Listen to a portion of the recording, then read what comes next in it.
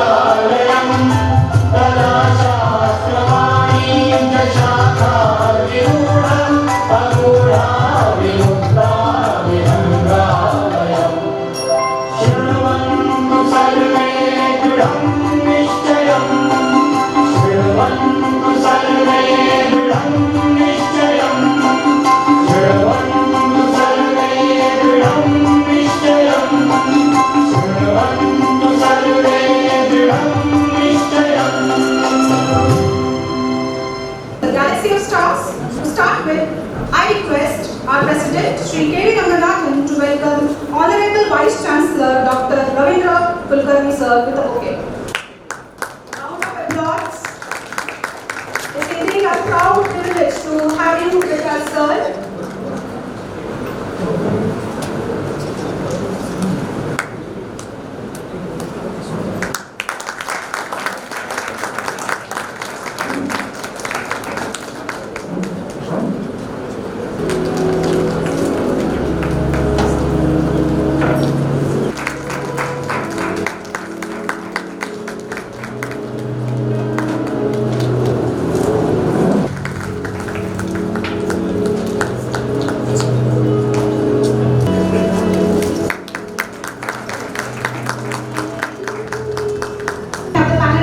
We have eminent panelists amongst us.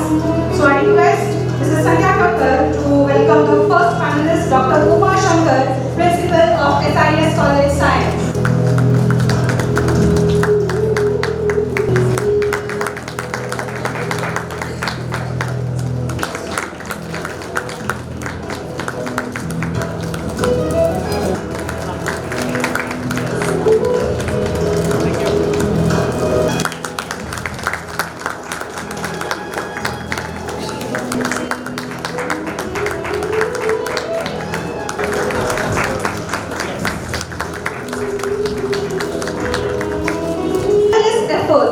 Inspire us to work more passionately, none other than our President of the South Indian Association, Sri K.V. Ranganathan.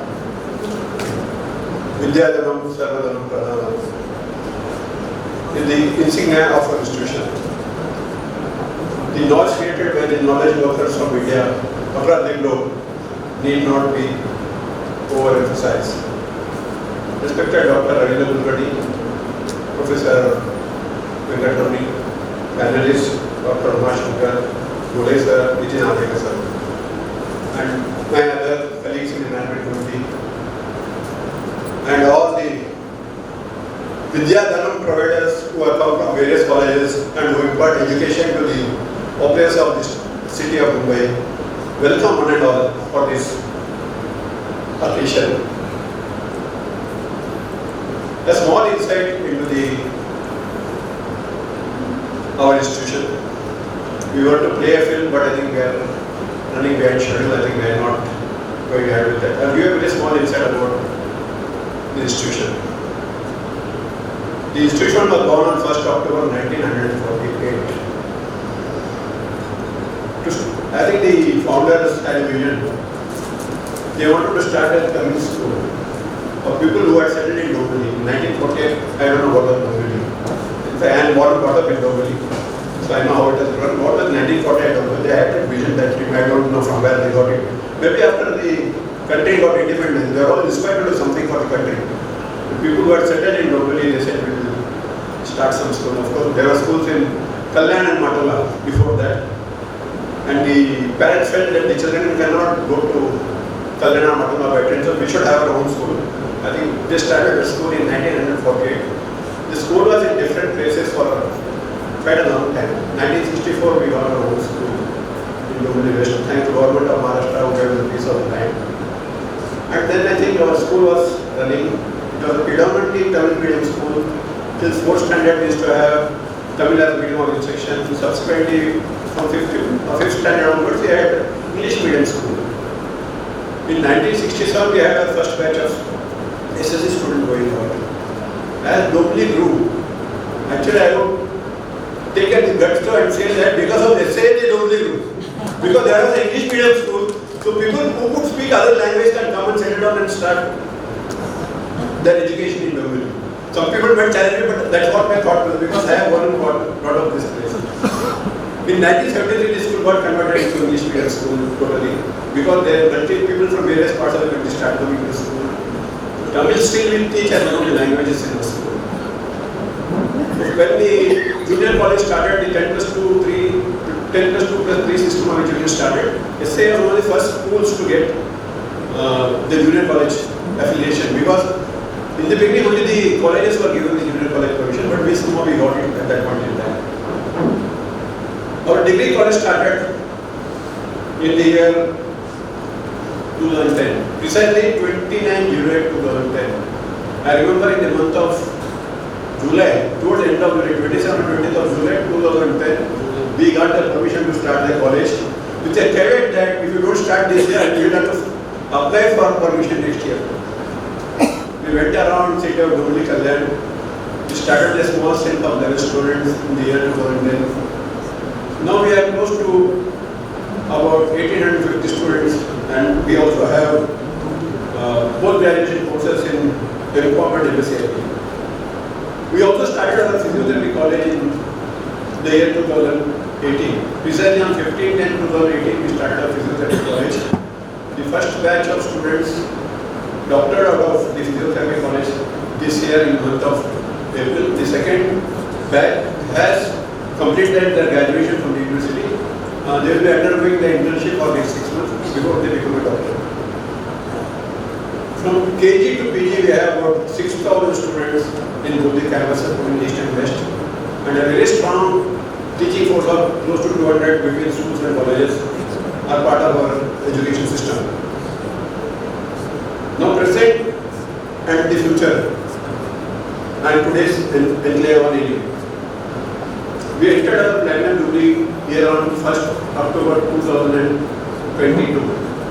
We had a series of cultural, social and religious programs throughout the year. And on 1st of October 2023, we are entered into the 76th year of our foundation. Today's conclave is about to talk about NEP with respect to implementation and the adopted NEP in the near future. The old order changer, yielded to new, is Alfred Lord Tennyson's classic poem. These dying words of King Arthur was his relation that there will be a change in generation with views different from his. Whether the NEP 2020 is going to be a disruptive policy akin to the disruptive technology is like 3D printing, AI and mobiles. There have been huge, I would say, a policy decision. Maybe after 34 years, I think 1986 was the last time when we had education policy. And 2020, the new education policy was announced by the government of India. So the policy is made as broad-based, multidisciplinary, holistic, undergraduate education with flexible curricula, creative combination of subjects, integration of vocational education, and multiple entry and exit points with appropriate certification. The UG can be 3 or 4 years with multiple exit options and appropriate certification which is displayed for example, certificate after 1 year, advanced diploma after 2 years, bachelor degree after 3 years, and bachelor's of research after 4 years. This is a very, very major change. We are talking about multidisciplinary approach for the students. I think it's something that is pathbreaking. How it will be implemented, how it will go through. Maybe we will have to ask questions to the panelists. We have got a very elite panelists who are already into NEP. So I think these are your questions for them. If you have got any questions in your mind, how do we go about this? An academic bank of credit, it's something very new.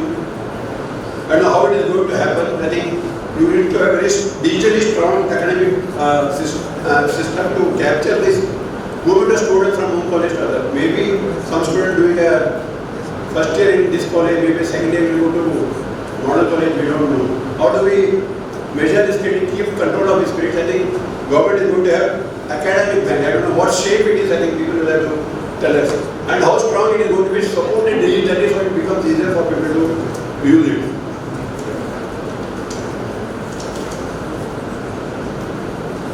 What are the implications of this about dynamic policy? How it is going to affect, disrupt the undergraduate courses in various colleges of various state, various size, youth, and the unaided, and also the aided and unaided colleges. You will have certain colleges of different ages. We are about a 13-year-old college, there are 2-year-old colleges, there are 25-year-old colleges, there are very, very old colleges in South Mumbai. How this is going to affect each of them is something only time will tell. I think we need to wait for the results to come out. As I said in the earlier, autonomous colleges already implemented NAP from this academic year. The post-graduation courses, the NAP has already got into our college also. So what are the challenges? What are the administrative challenges? How much reskilling of teachers is going to be required to adapt to the new education policy? What happens to the teachers load in various colleges? Okay, and the ecosystem, what it is like. Even getting good teachers is going to be a big challenge. I think even today we are facing that challenge. I think that's a huge turmoil. That's what I feel. And how we are going to overcome it, adopt it, accept it is going to be a success to go forward with the NAP policy. What is going to be the financial implication of unaided colleges? I think last 15 years, I think unaided colleges not got even single rupee rate in fees. Some of the people are saying to that if this comes, what is going to be additional implications? We do not know. I think that is something that we have to wait for that. We are awaiting the orders of the GRs of the government and University of Mumbai, and it's likely to happen from June in the academic year of 2024. And still, I think a lot of work is going on. Sir is there. He is the champion of NAP. I think something we will hear from him what we are having. My question is, what is going to be the formal system? Is there going to be a formal system appointed by the government of Maharashtra University to support the colleges in implementing NAP? If I have gone, whom do I go to? If I stuck up midway, I have got issues. Is there a separate body that would be separate authority, or should we go to the university to chop out that problem? I feel that my suggestion would be to have some small clusters of champions who can take this forward. I anticipate a lot of initial struggles for people to adapt and take it to a logical conclusion. Even though I am very extremely, as a person, I am extremely happy that there is going to be finally some challenge for the educationists, teachers, students, everybody. Otherwise, I think if there is no challenge, there is no growth. And if you are stagnant, I think you will only die. And I think to that extent, if the educational policy or the NAP is going to wake up people from their slumber to do something, I'd say a very good thing. But I think there has to be a collective effort from all the stakeholders to make that happen. Sadly, I think the students or the parents, who are the ultimate stakeholders, they have no, I would say, much say on, or they have very little idea of what is going to happen. Even though there are a lot of, you find a lot of news items on artificial intelligence or the World Cup or Times of India every Wednesday giving one complete page on the technology, whether it's AI or ChatGPT or everything else under the sun.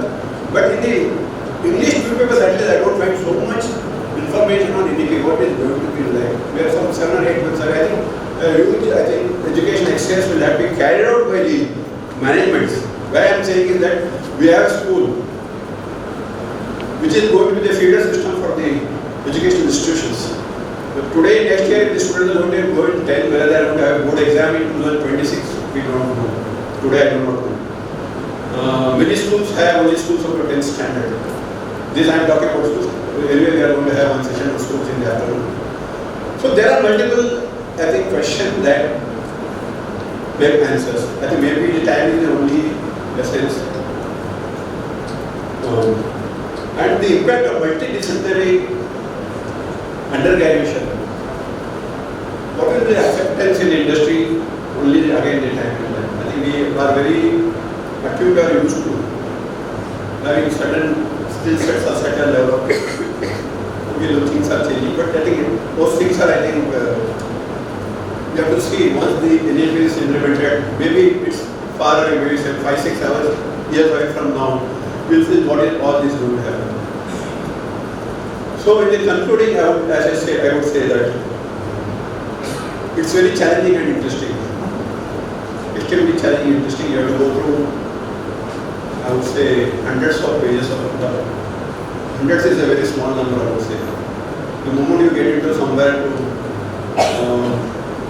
get information on AP, there is a lot. 2-3 hours a day is not sufficient even to understand the surface of what NEP is going to give us in the time.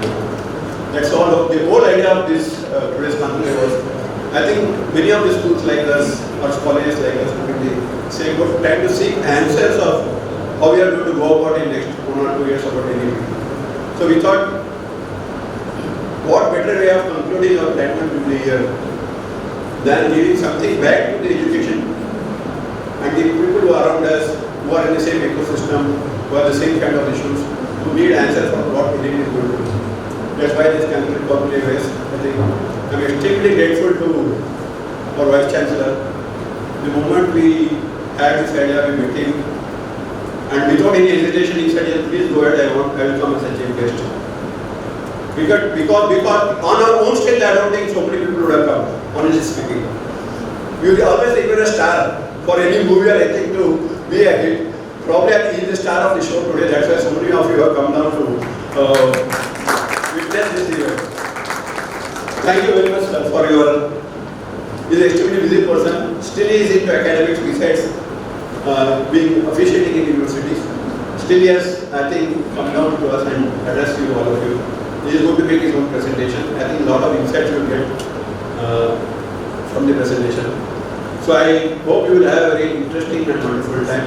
And that's going to be followed by the panel discussion on NEP. So I think all in all, we have a great afternoon today. I think I wish you all the best. Carry loads of knowledge, okay, loads of Vidyadana, and able to do justice to your students, to your institution and your college. Thank you very much. Jai Hind. Thank you, sir, for giving us the brief history of S.I.A. as well as the perspective of NEP from management's point of view. Now, we come down to the introduction of today's chief guest. It's my proud privilege to introduce Professor Ravindra, Kulkarni, who is our chief guest today. Professor Kulkarni is well known to you as the Vice Chancellor of the prestigious University of Mumbai. I will introduce to you various facets of Vice Chancellor. He wears several hats as an educationist, teacher, scientist, education consultant, and several others. He has also championed education-related quality and accreditation systems, assessment systems like NAAC, NBA, NIRF. Dr. R.D. Kulkarni has joined as Vice Chancellor of University of Mumbai in June 2023. He has also been working as a senior professor in Indian Institute of Chemical Technology. Today also sir has taken his class and he has come here. So the dedication is phenomenal. Professor Kulkarni's reviewed publications are 78, which includes 59 international journals and 99 national journals, with cumulative impact factor of 184.2. To his credit, we have 3 patents, 4 are in the line, 6 book chapters, and numerous work in the field of R&D, industrial consultancies, and industrial projects. Before being deputed as Pro-Vice Chancellor of University of Mumbai during 2016 and 18, he worked as a professor and head, Department of Oils, Oleochemicals and Surfactants Tech, Indian Institute of Chemical Technology, Mumbai. Prior to this, he held the position of professor, head Department of Paint Technology and director of UICT, North Maharashtra University, Jalgaon, Maharashtra. Professor Kulkarni is working in the fields of renewable polymers, nanopigments and green functional paints, oleochemicals, surfactants and biolubricants. His research is based on combining the green approach and ultra-scientific tools to track the chemical and physical transformations. Received several awards and recognitions such as UAA ICT Distinguished Alumnus Award Academics, December 2022. Professor G.J. Kani Memorial Award 2022. Fellow of Maharashtra Academy of Sciences, elected Life Fellow of Indian Chemical Society, AMDP Korea, Best Presentation Award, Best Teacher Award in 2014, Best Paper Award in 2006. Round of applause. He is working and worked for various consultancy assignments for industries such as Godrej Industries Mumbai, Sunbeam Global Malaysia, Savita Oil Technologies Mumbai, Cyanite Kolencheri Kerala, Kuwait Metals Thane, to name a few. Professor Kulkarni served as Pro Vice Chancellor of University of Mumbai during 2018 to 2022. During his tenure, he spearheaded NAC Cycle 3 assessment and re-accreditation of University of Mumbai, which was bestowed with A++ grade. As a Chief Academic Officer, facilitated the establishment of Center of Excellence in Marine Studies, International Relations, Sports Sciences, Computational Sciences, Research and Teaching in Finance, etc., and many MOUs with universities across globe. Played a lead role in establishment of academic growth and center of studies such as Dr. Babasaheb Ambedkar International Research Center, Sahitya Ratna, Annabhau Sate Center of Studies, etc. Professor Kulkarni has logged in several thousand flying miles with traveling to Singapore, Germany, Thailand, Indonesia, Netherlands, France, Switzerland, Japan, Mauritius, Russia for conference presentations, professional interaction and visits to various universities across globe. Professor Kulkarni has given more than 70 talks and 150 conference presentations. Experience in handling quality issues, assessment and accreditation related practices of NAC, NBA and NIRF. His professional standing expertise has resulted in him being entrusted with responsibilities such as visitor nominee for selection of faculty in IIT Chennai, several NITs, ISER, chancellor nominee for selection of statutory officer in state universities and expert of central and state government committees. Worked with different committees of the Government of Maharashtra and Government of India, member working group of preparation of guidelines for University Industry Linkage Program, UGC New Delhi 2019, convener Fatty Acids FAD, Subgroup and Oils Bureau of Indian Standards BIS. Is a member of Committee of JJ State University, Chairman Committee for Design of 4-year multidisciplinary degree and dual degree program in line with NEP 2020. Government of Maharashtra 2022 and a member Maharashtra State NEP Implementation Steering Committee, Department of Higher and Technical Education, Government of Maharashtra. He has traveled and delivered talks across Maharashtra for sensitization of stakeholders like professors, principals, management, students, parents, journalists, etc. on the implementation of NEP. This is only a brief summary of the achievements of Professor R.D. Kulkarni.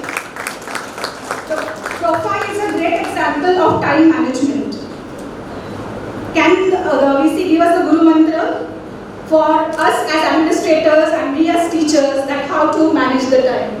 So we are indeed proud to have you with us, sir. I request our President, Shri K.V. Ranganathan, to felicitate Dr. Professor R.D. Kulkarni, Vice Chancellor, University of Mumbai. I think, sir,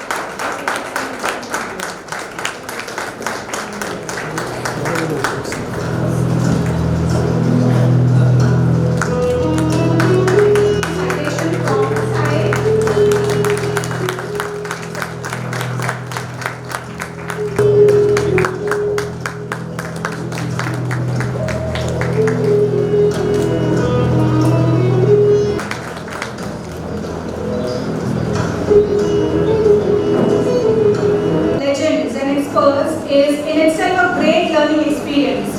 Let us get ready to hear it from Honorable Vice Chancellor Dr. Ravindra Kulkarni. Over to you, sir.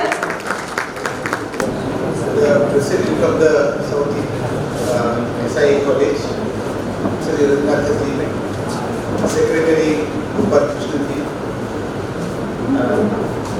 the other dignitaries representing S.I.A management, the principal and vice principal of the college, the panelists, Dr. Nitin Arekar, Principal Upashankar, the Principal Vinay Gode, the former Registrar of University of Mumbai, Sri Venkat Ravi, all the dear principals of different colleges, the coordinators who are being interested with who have been given the responsibility of implementation of NEP. across their college.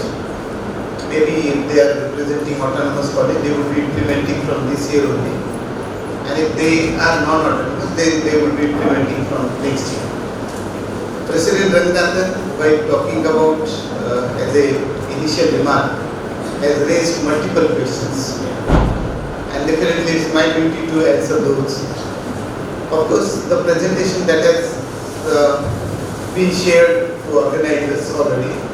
So all the participants can take up those presentation slides because it's available to all. So I request all organizers to circulate the PPT to all the participants so that you could have access to that again and again whenever required. And of course, as a someone who is supposed to look after implementation of NEP as a Vice Chancellor, I would be always available for any questions and answers after presentation as well as really throughout the journey of implementation of NEP.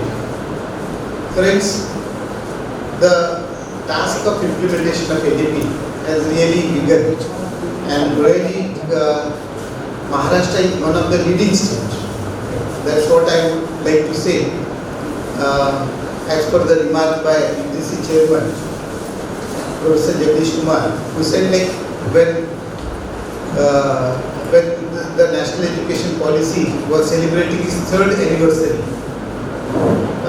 in the month of July, which was inaugurated by the Prime Minister of India, Modi. So during that, we had a lot of discussion with the UGC Chairman. And of course, Maharashtra government has put a separate stall indicating the progress of NEP across state. So, having looked at the NEP stalls of different states, we could easily judge that we are leading. And of course, it's not just in terms of a qualitative feature, it's a quantitative phenomenon also. So, we will come across some of the quantitative statistics which will present in reference to the progress of NEP across Maharashtra state. So Maharashtra, which is supposed to be a progressive leading state in terms of industrialization, in terms of academics, in terms of research, innovation, so which the Maharashtra is supposed to lead, and that is definitely being seen across the entire country. Now, having moved across NEP over 3 years now. Of course, central universities were the first to implement, followed by state universities. So now we are realizing what are definite advantages.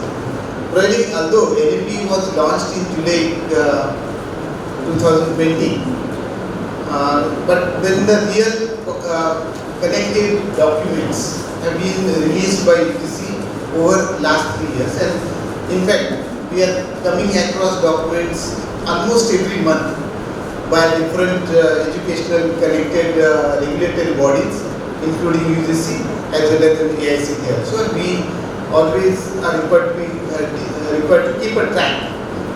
That's how we would see that while the national education policy has very much stressed on the multidisciplinarity of the higher education, so that the boundaries between different faculties of education could have been broken down, the compartmentalization of higher education could be removed, and in addition, like the students would really get the flexibility they are looking for, and at the same time, teachers will have a lot of scope for experimentation in terms of teaching, learning and assessment processes. As a governance of a higher education institutions, because the governance is supposed to be more transparent, accountable and autonomous.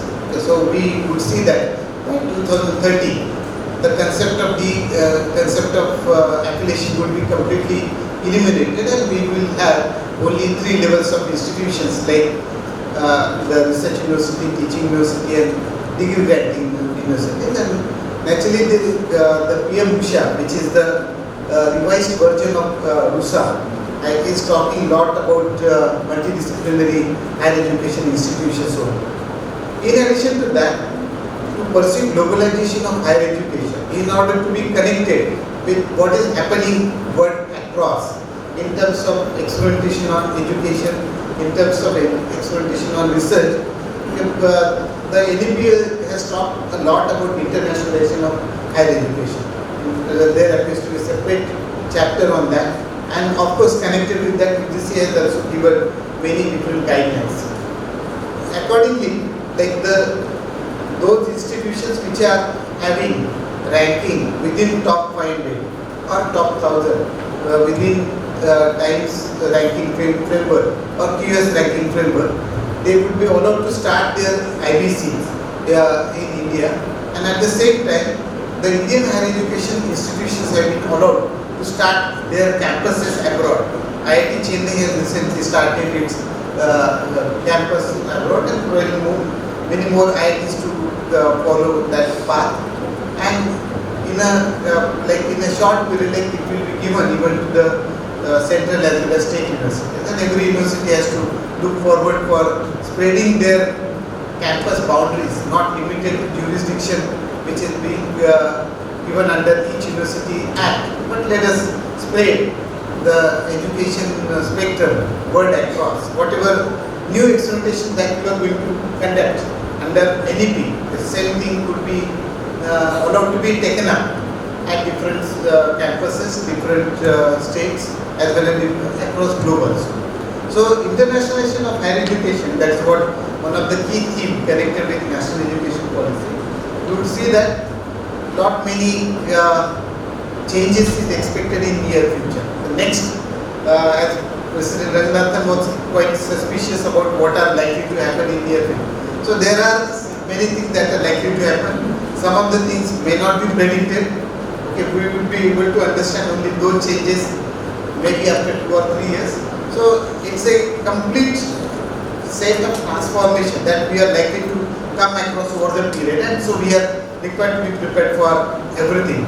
He himself has said that because of the challenges, at least we will have a very good growth and transformation in higher education, and that is expected.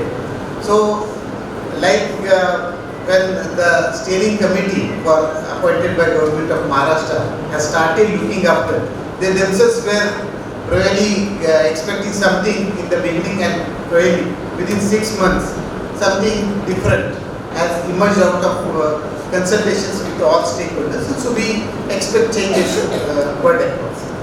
So besides that, the education is no longer restricted only to face-to-face. We have a lot of possibilities of pursuing education even in online mode as well as in hybrid mode. So we would expect lot many changes in terms of the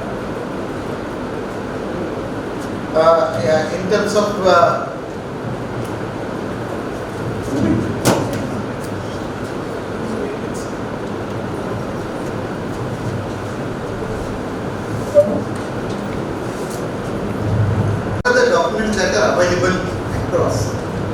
As we would see, like recently only, in just 6 months back, in month of May, the National Credit Framework and National Higher Education Qualification Framework.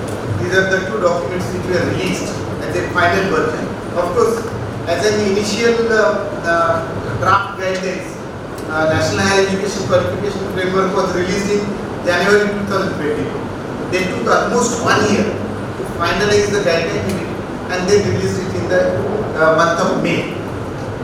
Similarly, National Credit Framework was released in September 2022 as first draft guideline, and then subsequently released in the month of April 2023. And then connected to this, we would see that there are a lot of other documents connected. So for example, Indian knowledge system. There were a lot of apprehensions about the Indian knowledge system. So the UGC has come out with a guideline on IKS. Similarly, the UGC has come out guideline on value education. It has come out guidelines on internship embedded program. It has come out with guidelines on dual, joint and twinning degrees. So last 2 years, okay, if you would refer, okay, you will find lot of documents which are being available, and all of you would really go through them. Connected with these documents released by UGC, the government of Maharashtra also was maintaining the equal pace. Initially, Chancellor committee was appointed. Then the committee recommended constitution of 4 subcommittees. Accordingly, one of the committee was headed by me. and based on that we released the framework for UG and PG education in something around October 2022. The other committee has given a framework for establishment of a multidisciplinary higher education, and then based on those documents, okay, the government of Maharashtra has established steering committee so that all of you could be easily guided across. Now, like President Ravindra has said, like if you are like facing any difficulty in implementing, to whom we should act? Like now Principal Uma Shankar is here. She is heading one of the autonomous colleges. For all autonomous colleges, which are around 150 in number across Maharashtra, and of course University of Mumbai is leading in terms of number of autonomous colleges. We are having almost 61 autonomous colleges. So almost 1/3 of autonomous colleges are under the jurisdiction of University of Mumbai. So as far as implementation of NEP, okay, which was said to begin at university campuses and autonomous colleges. So that was the first decision to be taken. Although in the month of April, that's how the first guideline on curricular framework was released. At that time we thought that it could be implemented across Maharashtra state. But just to see that we need to have a certain sample size, so that whenever you are implementing NEP, so whatever the issues that are likely to come up, okay, we need a certain sample size to understand. And from that angle, instead of implementing NEP all across Maharashtra state, as a first phase, it was implemented at autonomous colleges and university campus, and then a specific decision was taken for implementation of NEP in phase 2 for remaining colleges. So now autonomous colleges, which are around 150 plus colleges, so we will get enough understanding about the issues that are likely to come across in terms of implementation of NEP. Based on that, we would be able to provide the right guidelines for non-autonomous affiliated colleges under different state universities. So that is how the things were being taken. Now when the autonomous colleges have started implementing this curricular framework, actually they did have a lot of issues. In fact, the steering committee had interacted with autonomous colleges at least on 3 different occasions. And few autonomous colleges were selected to make their presentation so that we would be able to have a clear idea about what really the autonomous colleges, their academic councils have in their mind. And based on that, we went into corrective action for reforming curricular framework suggested by autonomous colleges. Of course, every university is interacting with autonomous colleges through their vice chancellor nominees given on governing bodies as well as academic council as well as board officials. So that's how the job of university is to interact with the autonomous colleges and support them.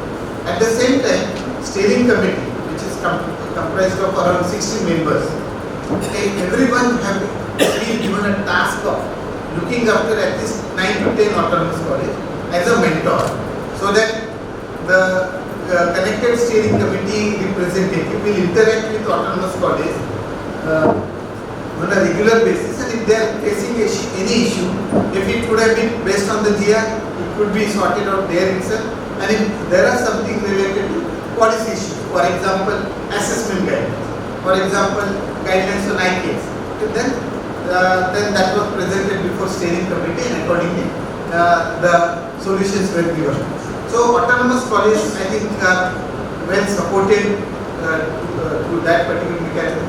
Every steering committee member went across Maharashtra state and presented the features of all these government resolutions, and accordingly tried to solve all difficulties which the autonomous colleges may likely to face. Postgraduate program, as he has presented, Mr. Ravindra, it was implemented all across Maharashtra state. For UG, it was in 2 phases. For PG, it was implemented from this academic year across all Maharashtra state. And because implementation of curricular framework for postgraduate is relatively easier than UG, and that is how I think there are around 1274 PG centers across Maharashtra connected with different universities, out of which around 354 PG centers are connected to University of Mumbai. So we had again a clear task of monitoring the implementation of PG curricular framework, which is based on the May 16 GA. Third, really a very specific decision, and why the Maharashtra state is leading across the country, because the reason lies in the 7th point. So where we have implemented even the curricular framework as per on the lines of NEP, even for engineering institutions. So across India, Maharashtra is the only state where even the NEP curricular framework was implemented even for engineering institutions. So that's only after IITs and NITs. None other central universities have gone for changes in engineering framework. Only Maharashtra is the only one state which has taken up curricular framework implementation for engineering. Of course, through autonomous institutions, there are around 51 autonomous institutions under engineering program, and providing 9 campuses connected to engineering program at different state universities, and that's how around 60 institutions across which this engineering program was successfully implemented. So I am going to present, of course, certain features connected to that, of course, depending upon the availability of the time. As I said, like the PPT is always with you, so you could move across that as an easier.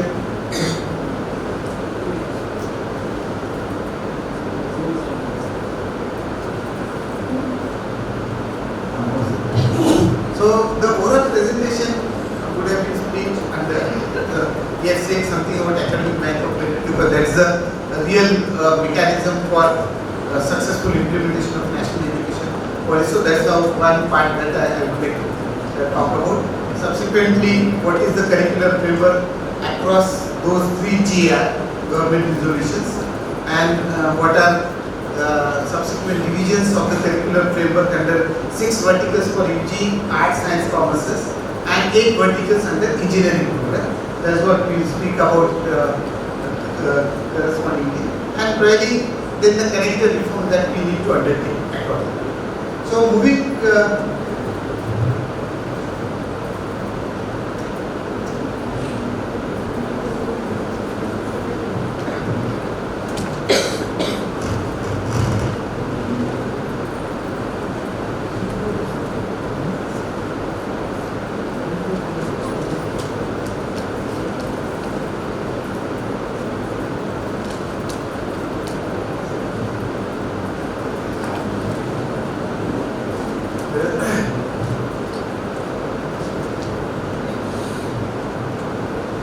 this is how the national credit framework. Okay, so wherein you would be able to see the accreditation of higher education framework, since we have something connected to school education in the afternoon.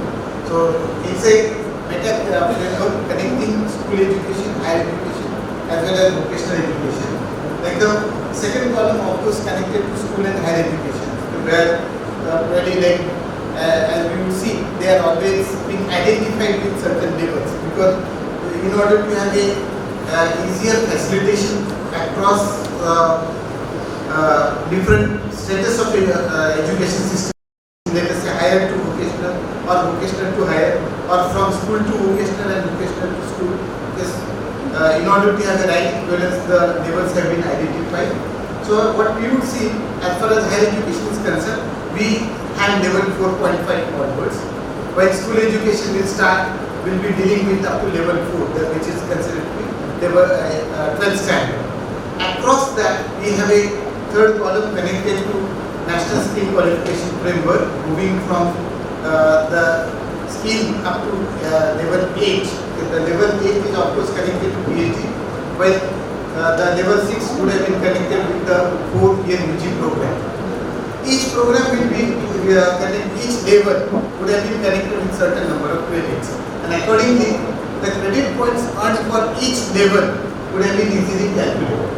So that will provide a right equivalence. So for example, if you wish the 12th standard student to take up a student who has completed 12th standard, if they would like to move towards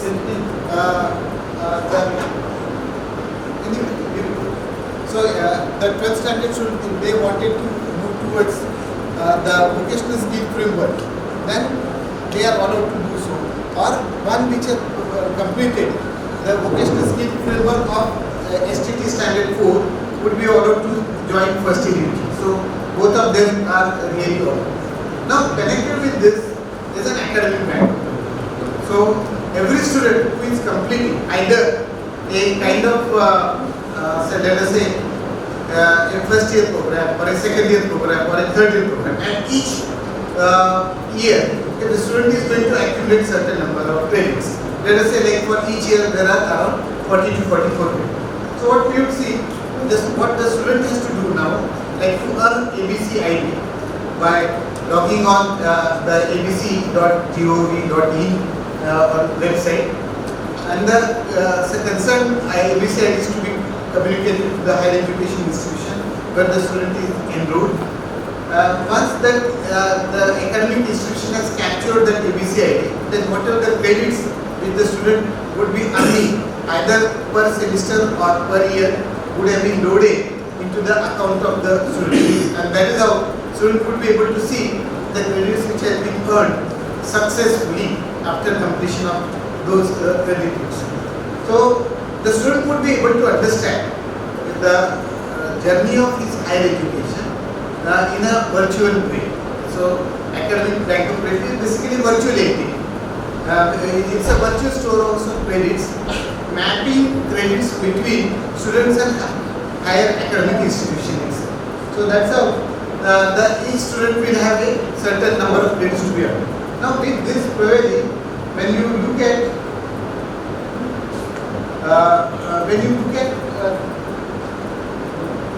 the credits to be transferred from one higher education to a second higher education institution. So as such, the NEP permits multi-institutional learning framework. So the student can join two institutions simultaneously, which was not available previously. So maybe within 2 or 3 years, we would see that the student would be choosing based on the teachers who are teaching across different higher education institutions.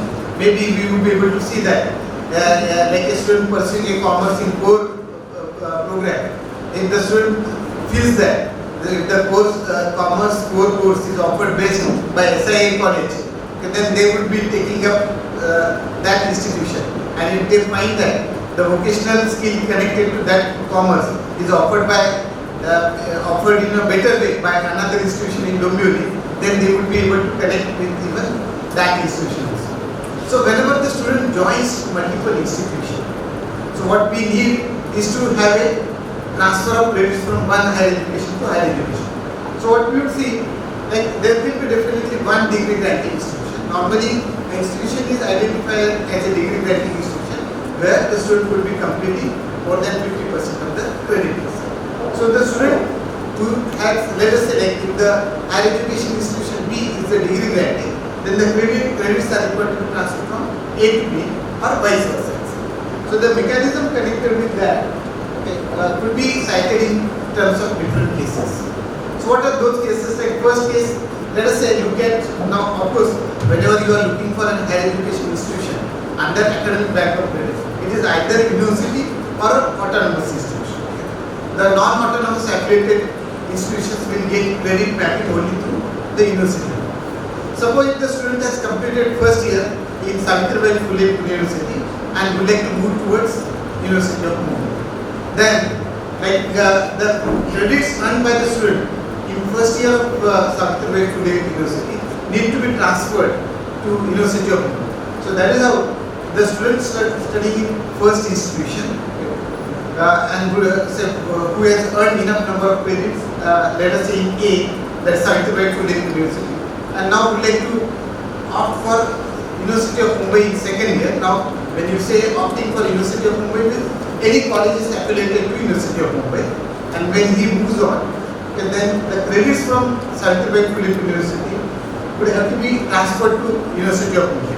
The Academic Council of University of Mumbai or the Board of Studies of University of Mumbai, or in case it is autonomous institution, then their Board of Studies would identify what are the credits earned by the student say in Savitribai Phule University. Accordingly, will recognize are they aligned with the second year program or not, and based on that approval will be given and the credits will be accumulated, so that the students will have 40 credits from let us say Savitribai Phule University, and then let us say for next 2 years maybe from University of Mumbai, which is around 80 credits.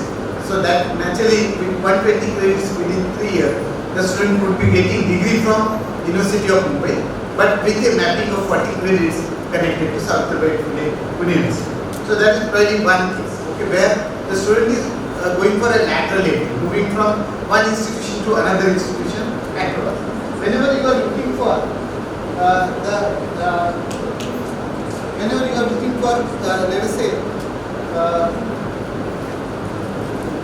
multi-institutional learning framework,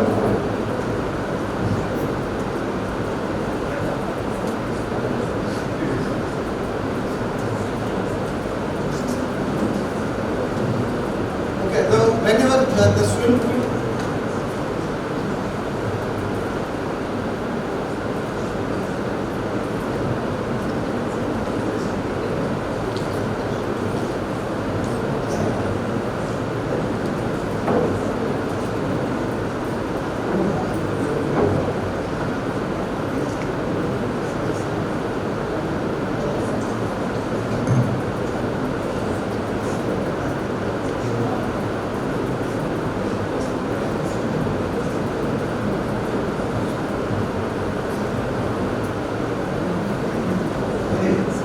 this is the case where the student is really earning those credits through two different institutions. So that is how you will see that the student has taken up certain number of credits under institution A, certain number of credits under institute B, and institute B, let us say, is the one which is supporting institute A in terms of degree award. The institute A is the degree that actually will have more than 50% from institute A. So when the student, like out of 40 course credits, that is the student is taking up 30 credits from institute A and 10 credits from institute B, then the institute A will have to accept those 10 credits from the institute B. Of course, through verification of the eligibility of those credits in terms of award, and once it is verified, then the institute A will provide the first year. Let's say if it is a first year, the degree certificate. If it is a second year, then it would have been degree. At the same time, the students are allowed to undertake certain number of credits in an online mode, like let us say S.I.A platform given by Government of India. So whatever the credits that have been earned from the say the S.I.A platform would have to be recognized by the academic council or the board of studies of institute A, or by defining the syllabus itself. The academic council of university, the institution A, will talk about what are the courses that are eligible under first year or second year program, and accordingly those credits would be accepted and would be moving forward. So accordingly what we will see, so either two institutions where really the student may be joining morning classes under one institute and evening classes under second institution, and the credits will be taken up in a physical way. While in second case, you have a complete support for an online system.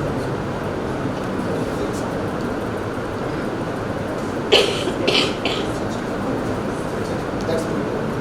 So now the problem before us is like whenever I am talking about the courses being transferred from Savitribai Phule University to University of Mumbai, or whenever I am talking about courses being mapped across two higher education institutions at same level, then we need to talk about a certain equivalences. So there are variety of the ways of identifying examples connected to equivalence. So for example, right now we would say that, as I said, like, there has been a complete elimination of compartmentalization across different faculty. Okay, so like earlier, the engineering student was not allowed to take a course from science discipline, or science discipline was not allowed to take a course from humanities. Now that we got it. So with the right number of courses combinations under core, minor and other core verticals, one can teach the first year engineering also equivalent to that of a first year base. That is also a possibility. I have explained particularly, say for example, 12th standard is considered to be a benchmark for admitting students under UG first year. Now 12th standard is no longer the only standard available as a basis or as an eligibility for admitting into first year. One can have, let us say, a student who has completed level 3, that is 10th standard, plus 2-year ITI, or let us say 2-year diploma of the 3-year polytechnic, and has courses equivalence connected to the first year program that he or she is looking for. Even then, that particular student is allowed to be equivalent to level 4 and would be able to take up admission under first year UG program. So we will have lot of variability between different academic streams. So in that way, equivalences need to be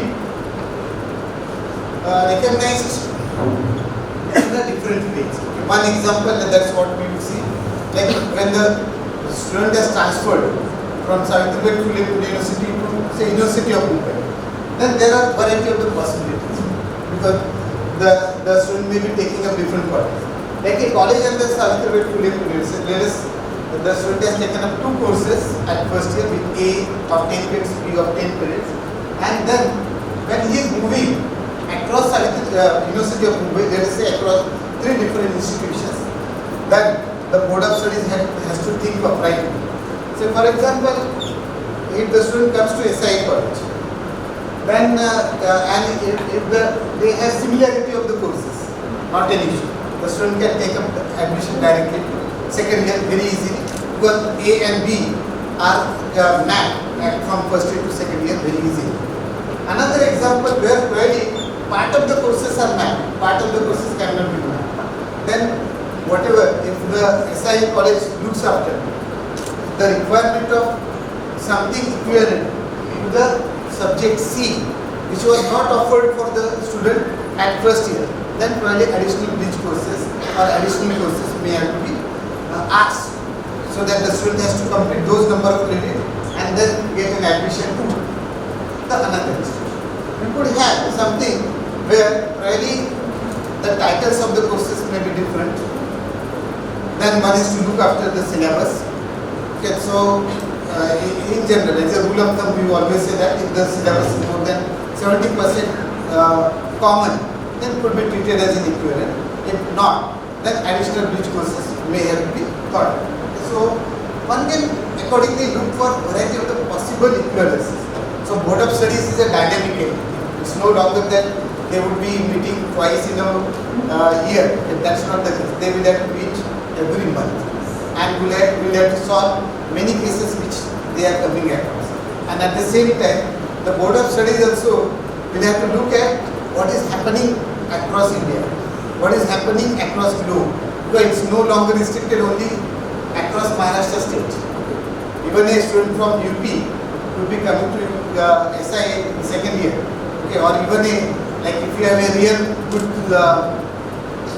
so like NRF ranking or good max score, then you would be able to have a tie-up with even any institutions world across. And so the student may be coming to the second year to your institution. So we'll have to understand what is happening world across.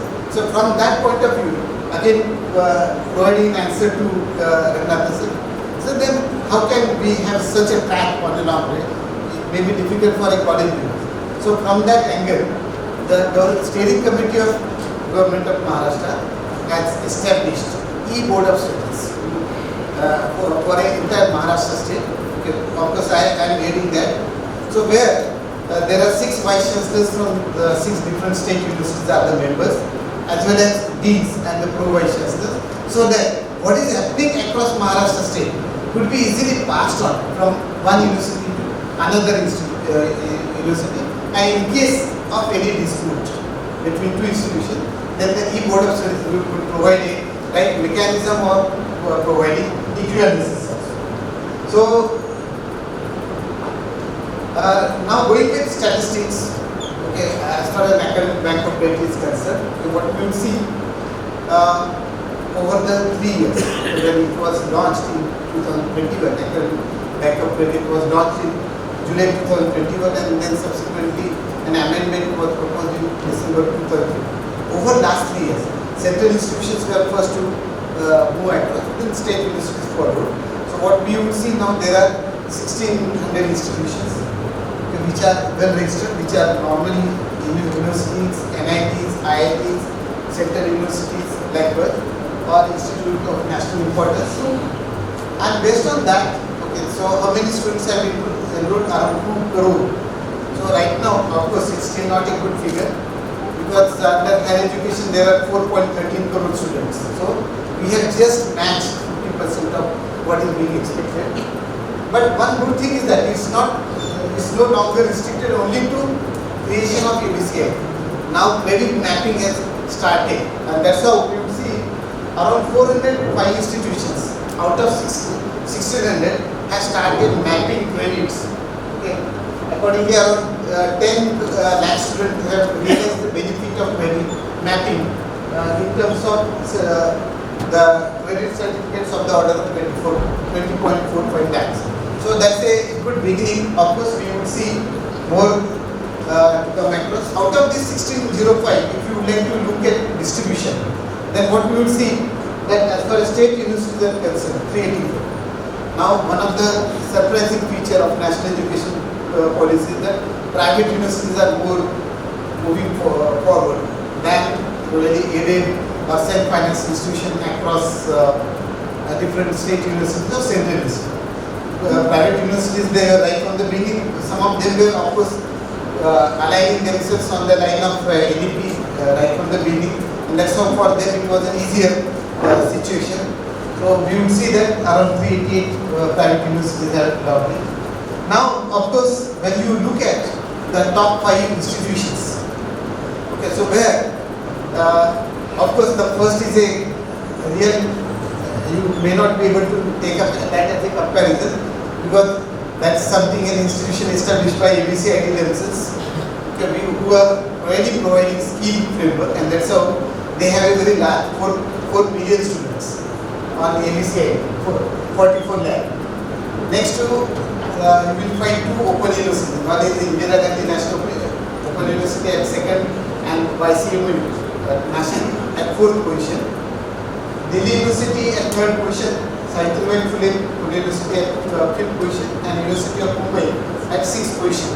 So right now, University of Mumbai has ABCID around 4.6 lakh as compared to 5.5 lakh of Savitribai Phule University. So Maharashtra is leading in terms of the top 10 institutions. Maharashtra is around 4 institutions. One. Second thing, when I am talking about 1600 academic institutions, and if you go back state-wise distribution, Maharashtra leads from the front. Around 186 academic institutions from Maharashtra have been registered on the ABC, followed by Tamil Nadu, which is around 132, then followed by Andhra Pradesh, around 190, then followed by Madhya Pradesh, around 112, followed by UP, which is around 109, followed by Gujarat, which is around 106, followed by Rajasthan, which is around 103, and then Karnataka, which is yet to cross 100 figure, although they were the first to start the NEP, but right now there are 99 academic institutions have been registered. So this is how the overall story of NEP. Now let us talk about the overall levels as far as higher education institutions are concerned. Okay, so as I said, we are starting from level 4.5 and with multiple entry exit options. Okay, if the student completes 1 year, he would be able to entitle for UG certificate. If he completes 2 years, then he is entitled for UG diploma in regular arts, commerce, science program. If the student is coming from an engineering core, okay, we will identify now providing the branches on the basis of core subject which is offered, because besides core, which is around 50%, the rest of the courses could be from any discipline. So that's so if the student comes from a core engineering background, okay, then there has been a slight differences in the nomenclature. So for a 3-year UG with arts, commerce, science as a core, okay, we'll have a 3-year normal UG degree. Or with engineering, it would be either BSc engineering, BSc technology, or maybe BO. 4-year, and 4-year you have lot of options. And this is one of the special feature of national education policy, that the arts, commerce, science core programs have been taken up one step ahead, moving from 3-year UG program to 4-year UG program. Okay, it's not a closure of 3 years. 3 years still exists. One additional step has been added. Now, yesterday I just had a dialogue with Howard University, the representative. When I was talking about NEP, they said now majority of the things have been taken from our side only. We had 4-year UG program. That's how you have 4-year UG. Of course, we have taken 4-year UG program from 2 perspectives. Okay, one, it gives a easy entry for PhD admission. One. Secondly, word across, it's a we need a certain equivalences in terms of level, and we do find that word across levels needs to be recognized in terms of 4.5, 5, 5.5, then 5.5 and 6. Okay, so level 6 is connected to 4-year UG program. So in order to have a equivalence word across, so the 4-year makes an easier transfer option. With 4-year, you have 4-year honors or 4-year honors with research. In case of an engineering program, you have multiple options available. Okay, 4-year honors, okay, with 1 minor, 4-year normal engineering program with 1 minor. Third option is 4-year engineering with double minor, or you have 4-year honors with research. Okay, so that's the 4 options that are available under engineering core, and 2 options are available under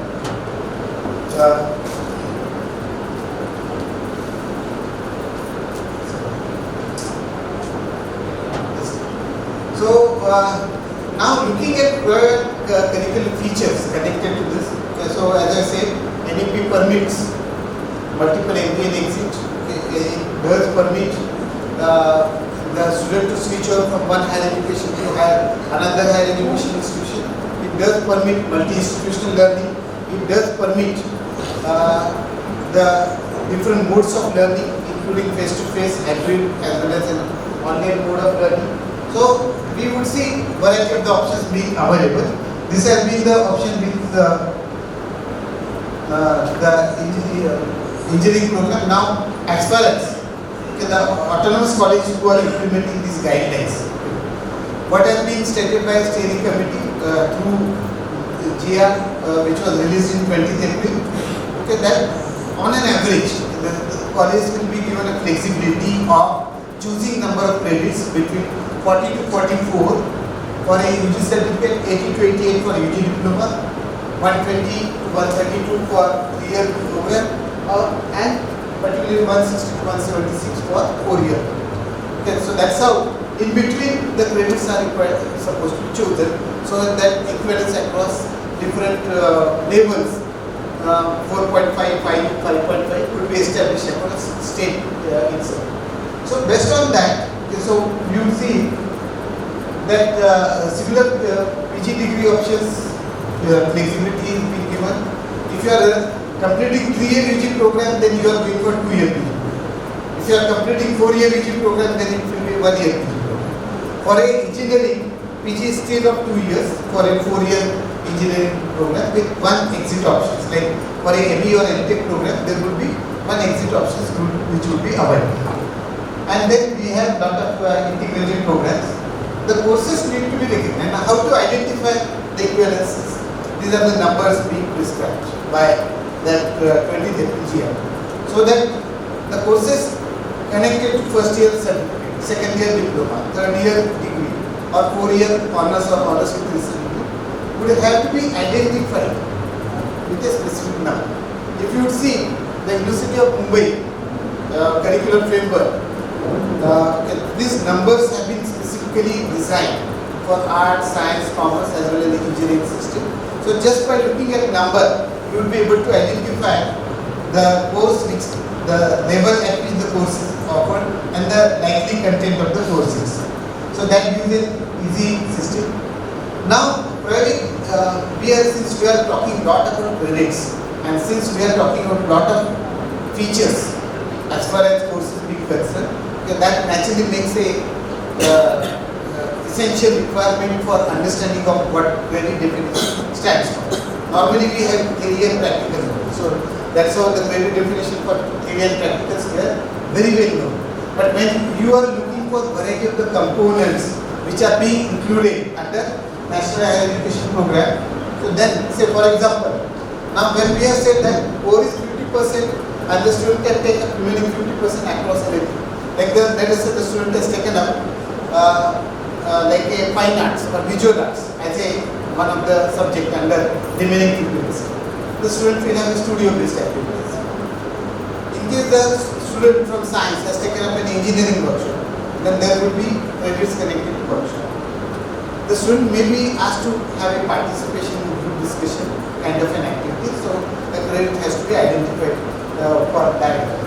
So a lot of field-based learning and community engagement have been added now under curricular framework, so that the student will get a practical exposure of working at different fields. So accordingly, the different credits could be taught. Now, when we look at entry and exits, of course, a word of caution here, it has been all over. But now parliamentary committee, some of you must have read in newspaper, like the parliamentary committee has raised certain concerns over implementation of multiple entry and exit. Okay, they have not said any negative point. They have said that there has to be a certain administrative requirements to be fulfilled for multiple entry and exit, okay, which probably we are trying to sort out. Okay, the student is allowed to take up an exit after first year, provided the student completes 40 to 44 credits connected to first year first. Within that first year, the student completes at least 6 credits connected to skill training, and in addition, over that 40 to 40, the student will undertake additional 4 credits of skill-based training or a vocational training or an internship in reference to the job which the student is looking for. If the student has completed, let us say, a first year with chemistry as a core, then the student may have to work in the chemical industry for a period of 4 weeks, earning 4 credits, then the student would be able to take up an exit. Similarly, for a student with diploma, student will be allowed to take up an exit provided the student has completed 80 to 80 credits, 80 to 88 credits. In addition, around 8 to 10 credits connected to vocational skills, and then additional 4 credits with reference to skill program. So that's how this is specifically a definition for multiple entry and exit for students opting for arts, commerce, science as a core part. Okay, so then there are definitions. We have to define the concepts for lateral entry. As I said, like under ABC, I have talked about variety of the equivalences. Okay. Lateral entry will require a lot of equivalences. Okay, so while LEP provides many facilities, so what could have been the broad distribution of the curriculum? So what we will see that, okay, out of different systems, okay, so one is core part, okay, with which we are already familiar. So the only thing, earlier the student was taking up more of core credits. Now the core credits are connected to minimum of 50% of the third year or fourth year itself. And the core would be connected with naturally certain mandatory requirements of that core subject. A lot of electives to be taken up so that the student would be exposed to different branches. Then connected to core, the student will have to take up a specific number of skill and vocational courses so that the students will have an hands-on training. Then in case of 4-year honors with research, the student will be undertaking research.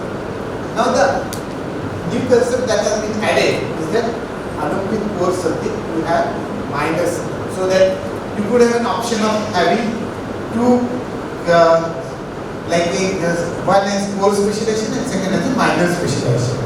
So besides regular core credits which the student is taking up, the student can take up 18 to 20 credits connected to minor, meaning thereby Now the student could be able to explore lot of its like a curricular career options as well as hobby options. If the student is from engineering and the student wanted to have a very good hands-on exposure also in sports, also in music, also really in humanities, like subjects like history, that is all. So an engineering student can take up around 18 to 20 credits in history, in fine arts, similarly for science student. So a science student, like say for example, one can combine good combinations also. So like a botany student can take up an economics as a minor. So then the economic features connected to biodiversity would be easy there. So the student could take up that options also, looking from career options or looking for hobby options. Both of the options are available. If the student is willing to go for, let us say, the bioinformatics, then by taking up courses on life sciences, the student could choose certain courses on IT as a minor, so that the bioinformatics, whenever the student would like to take up it as a PG program, then enough number of credits could have been acquired right from that level. In addition to this, then you have lot of options. Open electives, meaning thereby anything across. No no barrier. Now, if your college doesn't offer enough number of options under open electives, then the student is free to move towards other colleges to take up that open election. So, suppose if you are a single discipline higher education institute, like offering only commerce, and the student is willing to take up, let us say, statistics or mathematics or let us say physics, the student may join another science program for those open. In addition, ability enhancement courses connected to languages, graduate education connected to, let us say, like Constitution of India, environmental science, those courses would be taught. IKS is something that has been added. We look at what those IKS stands for, and in addition, what is being termed as an extracurricular activities, like participating in cultural program, participating in sports activities, that was considered to be extracurricular activity. Now it could be recognized as a co-curricular activity also, for which certain number of credits have been given. Now look at this curricular framework. So if you would see, you would find like for a first year program, because now you are going to implement first year program from 2024-25 onwards. The University of Mumbai Board of Studies have now started working on that. By October 8, we will be able to provide a first year curricular framework for non-autonomous colleges, and we will have a brainstorming for next 4 months, so that everything will be finalized by December, and from January you could start preparing yourself. So you would have around 6 months to 6 months in hand, so that you would be preparing yourself very well.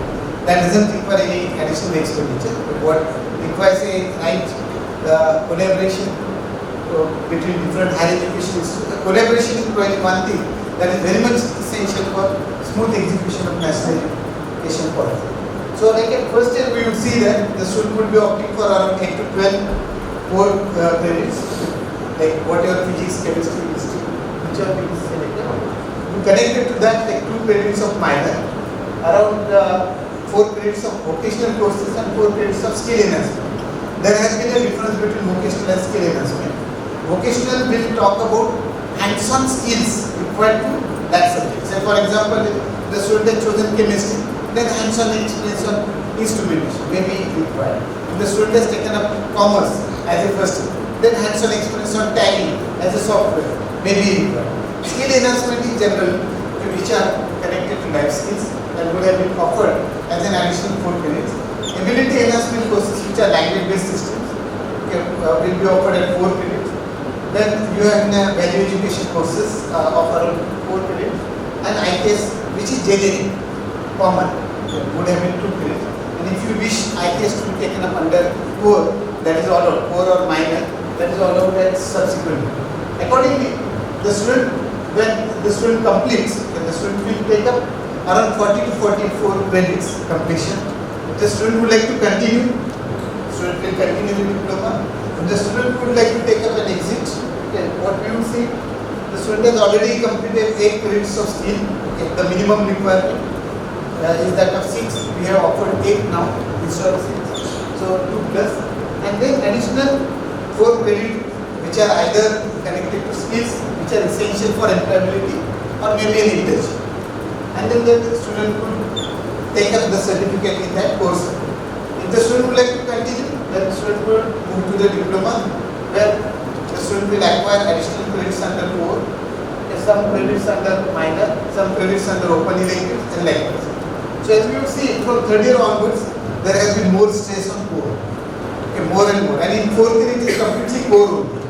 So in fourth year, you have say like different options being available. Okay, one is as a honors, and second is an honors with research. In case the student has opted for honors with research, then the student is going for 4 credits of research project in 7th semester and 8 credits of research project in next semester. Of course, it's a just illustrative curriculum frame.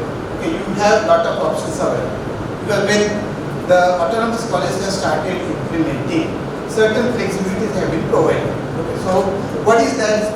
Say for example, when the student is looking for taking up more minor, instead of only 2 credits, the student would like to take up more minor, because that was something some of the colleges have thought of having a slight compromise. Okay. I would use the word compromise. Okay. So because they had already been very much into like 2 or 3 subjects at first year, so a sudden shift towards core as a major stress and minor as very small in terms of credit was not acceptable. So what they did, they just tried to have a swap between core and minor. Okay. So that is also allowed. The only thing, total number of credits would be remaining constant. So for example, if you are looking for a 60 to 76 credits for a 4-year program under core, okay, then that has to be. So you may reduce here core and there is minor. That is also possible. So that the student may get an option. Suppose like if you are looking for a microbiology as a core and let us say chemistry is the minor. You raise the credits of the minor and the student will get both options available. Like student would move to the second year, then if the student would like to have a core in chemistry, then subsequently the student will raise the credits in chemistry and the earlier core microbiology would have been shifted to minor. That sort of flexibility has been made available to autonomous colleges. So certain number of explanations are always allowed. Okay, not due. Something say for example, what we would see, 4 credits of internship. Okay, so on-job training at third year. Subsequently for a honors subject, additional 4 credits.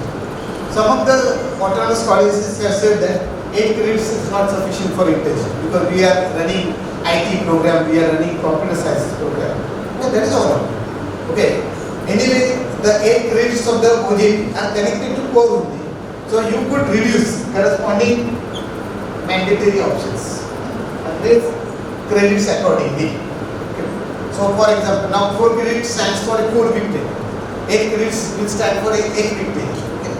12 credits will stand for a 15 weeks training. So when you would like to go for a additional credits, okay, let us have a changes in terms of interchanges between core, mandatory subject and core internship. So that is a, so I have just presented 2 possible explorations. So since NEP always talks about flexible, we don't want any rigid curricular framework. You have lot of options being available. Now only challenge before us is now like with autonomous they are single entities. Okay, they could make variations within their own. But as an university, looking after all around 700 to 800 non-autonomous affiliated bodies, what kind of a different flexibility that could be made available? You require the right kind of digitization also, because then examination is always issued with the University of Mumbai, as you all are. So when the student is going for a lot of changes, we need to have the right digitization. So University of Mumbai, okay, as a authorities, will have to be prepared themselves, including myself, for the kind of flexibility which the non-autonomous affiliated bodies may be exercising in terms of the students, so that our digitization has to be a concurrent with implementation of this programs. Okay, so these are PG programs which are already implemented. PG was relatively easier because PG is specialization based. So what would you say? The only difference is now earlier PG program did not have enough number of electives. Now we have provided enough number of electives so that across 2 years the students could have an electives of 16. Now see, keep in mind 4, 3, 2 are the numbers.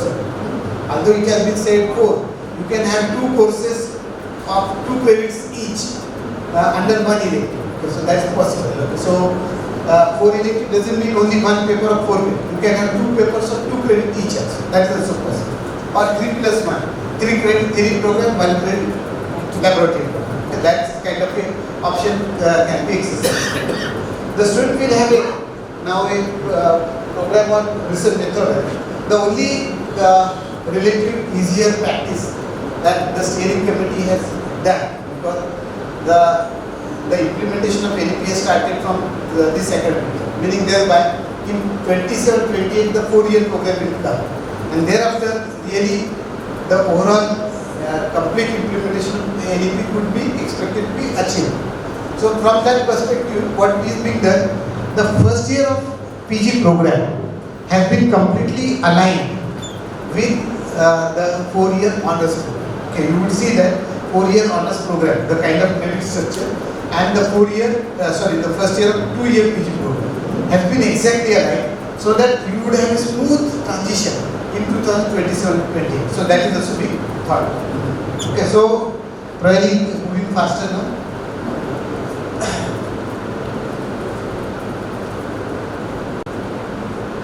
Okay, so let us say, I don't think there may be representation from engineering, but I will just quickly have a look at this engineering program. Okay, so as I said, with engineering there are 4 different options. These 2 options are the science. Okay, you have a normal engineering degree with 1 multidisciplinary minor, a honors degree with 1 multidisciplinary minor, honors with research with 1 multidisciplinary minor, and fourth, you can have a double minor also with 1. So engineering have been provided 2 more additional options because 2 programs were already being implemented by engineering programs since 2020. So for them, the transition to that additional 2 systems could be easily achieved. So for them, there have been 8 verticals instead of 6 verticals. For UG program in art science, there are 6 verticals. Here there are 8 verticals, and the internship has been raised. As I said, around 1 full semester has been designated for internship with 12 credits, and the student is ordered to take additional credit while undertaking internship through online methods. Okay, so that's kind of an additional flexibility available with engineering system. Okay,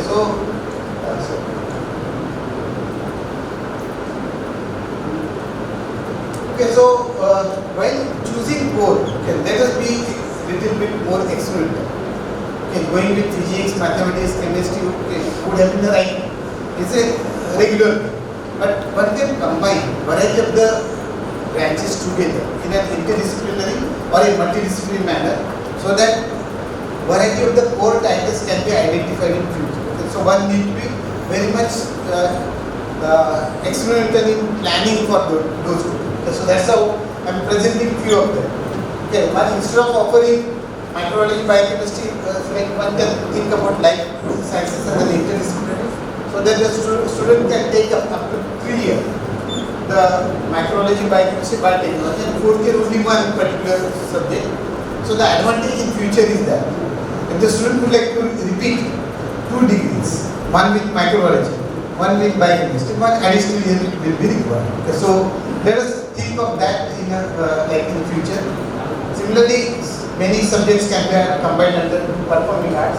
Bionics represents a combination of like a mechanical engineering plus the life sciences together. The way the human creatures or animal creatures, the way they have been designed by nature. Okay, similar design concepts have been taken up for design of the automobiles and likewise. So accordingly, bionics is another multidisciplinary system which would be coming forward. So let us say moving forward, where individual slides would be subsequent slides are talking more of core, more of minor, more of let us say what stands for a value education, what stands for a ability enhancement course, what stands for local elective. So you could go through those slides very easily. In the say particularly, I would like to come to the last part. Okay, so that is something.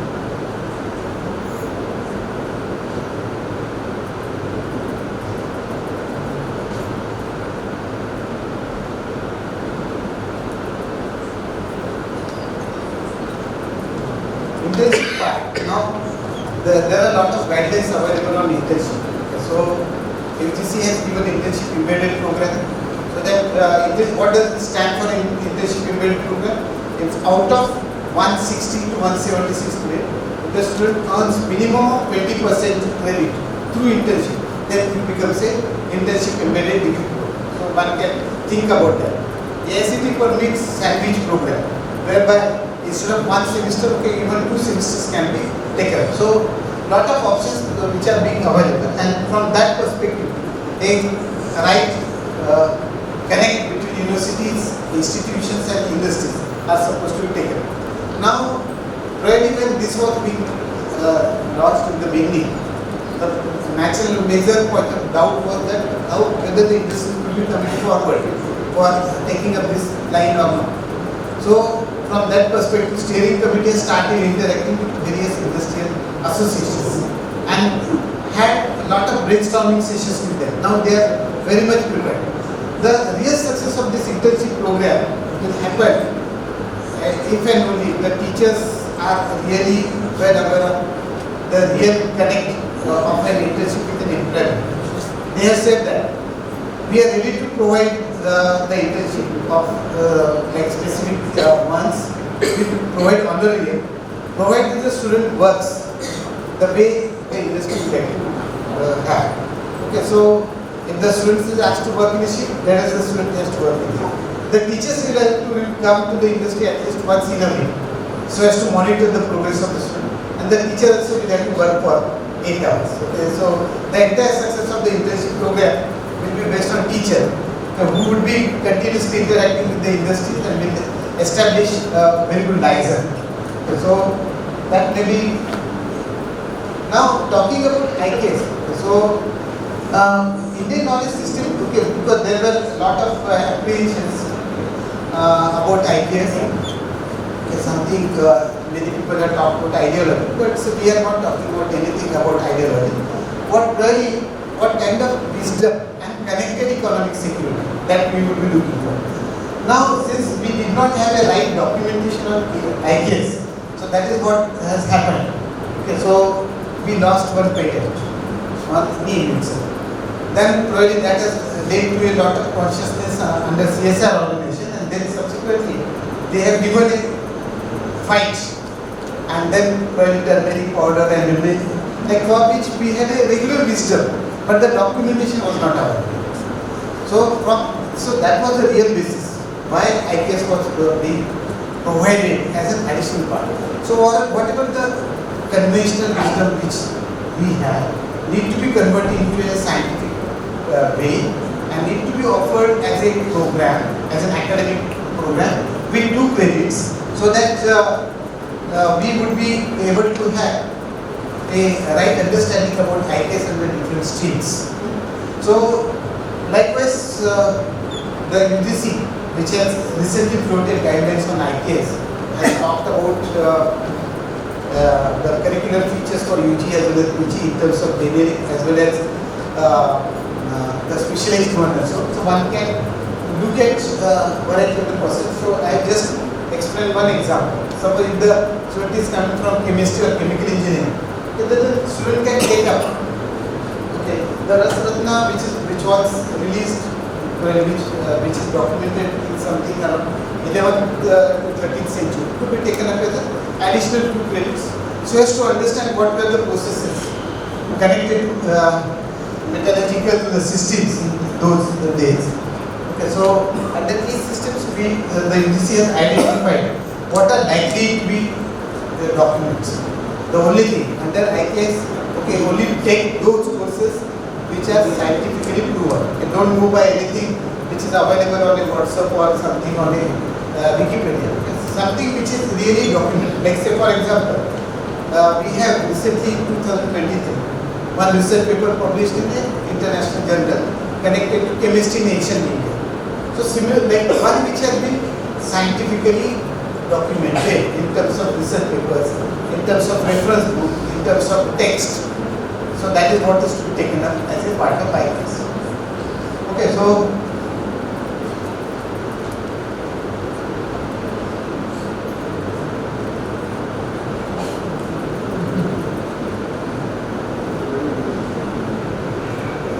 this is how really across Maharashtra state in terms of having a right definition of the grades for calculation of CGPA and ACPA. So this uniformity of the grades have been identified and defined on the lines of the UGC framework only, which has to be taken up. Now talking about particularly if you look at the ADB as a section, so it has talked about a lot of a global citizenship education.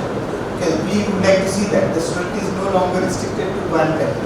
The student must know cultural practices prevalent across the globe, so that whenever the student looks for a job across any country, then it becomes an easier part. With different countries, naturally the student will come across different teaching, learning, assessment practices, different ways of academic. So that is how the student will be able to take up to global citizenship education. And with that, so this is what I just would like to sum up in the final. Okay, so we have now variety of options available. Of course, some of them in future, some of them immediately. Okay, like University of Mumbai has already signed the MOU with two different US universities of ranking around 400. So as to have a dual degree. Dual joint and training are the three different concepts which would have been offered as a first part of internationalization of higher education. A dual degree stands for two different degree programs offered by two collaborating higher education institutions, maybe within state, maybe within country, or maybe world across. And accordingly, two different degrees would have been offered. We have to think of the right connect between the two degree programs. Okay, so normally for a internationalization of dual degree program, we need that programs to be belonging to the same faculty like science, engineering or language. Of course, within India, that we have enough flexibility. Okay, the student can pick up one program from science, other program from humanities. That's our second issue, that is second option that is available is a joint degree program, so that two institutions can sign joint degrees together while defining the curriculum for joint degrees. The minimum requirement is that each of the collaborating institutions must offer minimum of 30% credit. Of course, as far as eligibility of the higher education institution is concerned, the higher education institution in India need to have at least A grade or within top NRF ranking of 100, either of these two. And as far as foreign higher education institutions which are concerned, they need to be in top 1000 times ranking or US ranking institutions. Okay, so that's one. Now we need to be well prepared for accepting students from different schools. Now normally we always take pride in that, like our students are going abroad. Our students have a better acceptability in US, UK, Canada, Germany. But simultaneously now we should start realizing even having a pride of accepting students from other countries, for which you require a separate office of international higher education, so as to provide on logistics related issue, so as to provide a single window clearance to the student. So University of Mumbai has already established Center of National and International Linkages, wherein the center is having members at least from different countries. like be US or Saudi Arabia, UK or other European countries, South African countries. Like, so we try to have a representation from different countries so that this dual joint bringing as well as accepting students from other institutions can be easily possible. Offshore campus is of course another possibility where in the long run the institutions may be spreading their campus abroad and would be established. And third, of course, is a routine part like where you could have a teacher exchange, you could have a student exchange, and accordingly the teachers could be exposed to different research practices, students could be exposed to different academic practices. Study abroad program is one where to begin with, at least collaboration between two different institutions, between two countries can be thought. Fortunately, Government of Maharashtra has taken up a very good lead. Last year in September 2022, there were 23 US universities which have interacted with 23 state universities in Maharashtra. And just in last month only, the Government of Maharashtra in collaboration with University of Mumbai has organized a program with 27 British universities and the British Council of India at Kalina campus and state universities across Maharashtra plus private universities had an interaction with those British universities from UK, and probably we would expect a lot of internationalization of higher education program either in terms of degree program in a long run. So friends, so I like to skip as fast as possible so as to, because already time, so I am supposed to follow that time, already it was delayed. So let me first, I should have extended my apology in the beginning only, but now let me extend apology at least because I could reach late and then the program started late. But anyway, okay, so the PPT is available to all of you. You could go through that in case you have any doubts, and of course here to clarify your doubts. And in case if you feel anything, you can write an email to us also, so that even at later stage we will be able to fulfill your answers. So thanks to the organizers.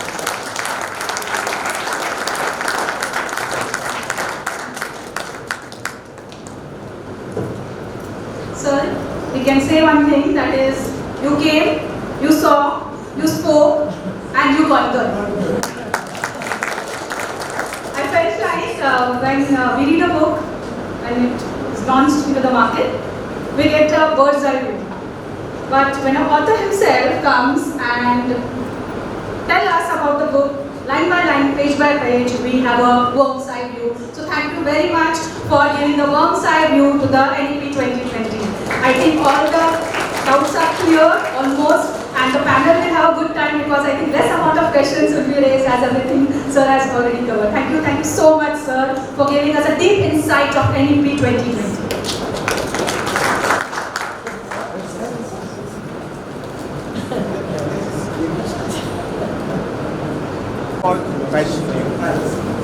You must be aware that Brits Milani, BTech Chemical, MSc Physics.